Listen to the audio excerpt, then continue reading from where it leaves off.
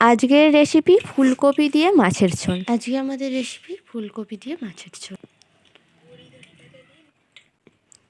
উনুনটা ধরিয়ে নিয়েছি, এর জন্য উনুন জ্বালিয়ে কড়া বসিয়ে নিয়েছি। কড়া গরম হয়ে গেলে দিয়ে দিতে হবে তেল। কড়া গরম হয়ে গেলে দিয়ে দেব তেল।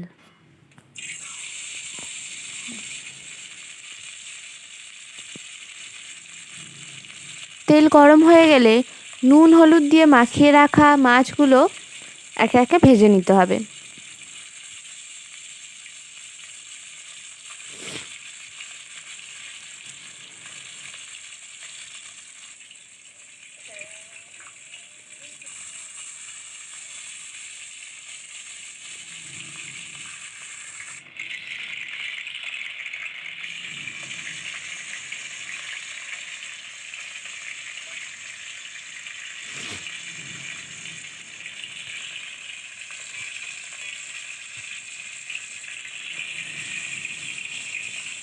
মাছ ভাজা হয়ে গেছে, তুলে নিয়ে এবার সেই তেলেই বড়িগুলো ভেজে নিতে হবে।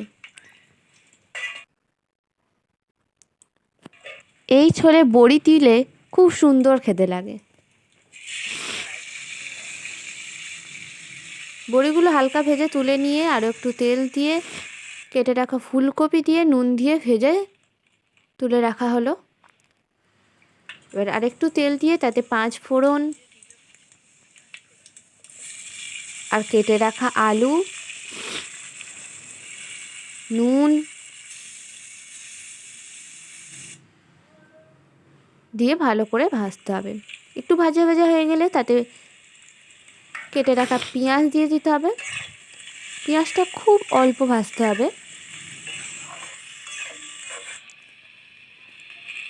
পেঁয়াজটা হালকা ভাজা হলে আদা রসুন বাটা দিয়ে দিতে হবে।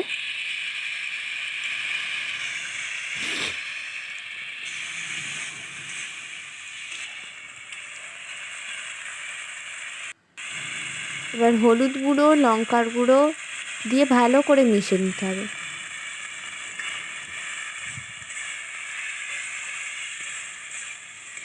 আর আদা রসুন বাটার পাত্রটা ধুয়ে সামান্য জলও দেওয়া হয়েছে। এবার ফুলকপিগুলো দিয়ে ভালো করে কষিয়ে নিয়ে তা দিয়ে দেব চেরা কাঁচা লঙ্কা। ভালোভাবে কষিয়ে নিয়ে প্রয়োজন মতো জল, মানে যতটা ঝোল রাখতে চান।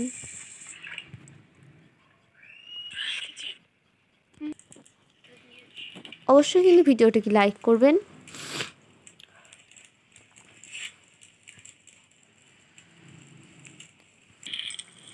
ঝোলটা একটু ফুটে গেলে এতে ভেজে রাখা বড়ি দিয়ে দেব। এরপর ভেজে রাখা মাছ,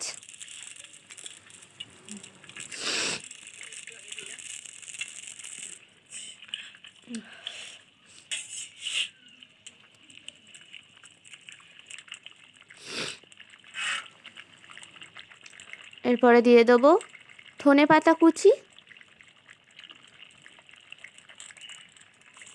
আর ভাজা মশলা। ভাজা মশলাটা দিলে খুব সুন্দর টেস্ট হয়।